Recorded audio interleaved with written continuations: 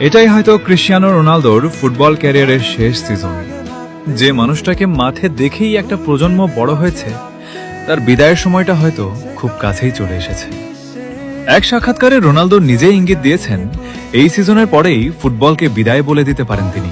ভাবতেই কষ্ট হয়, আর কতদিন পর হয়তো রোনালদোকে আর সেই চেনা জার্সিতে মাঠে দেখা যাবে না। যে পায়ের জাদুতে কোটি কোটি মানুষ আনন্দ পেয়েছে, সেই পা হয়তো খুব শিগগির। এটাই হয়তো ক্রিশ্চিয়ানো রোনালদোর ফুটবল ক্যারিয়ারের শেষ সিজন।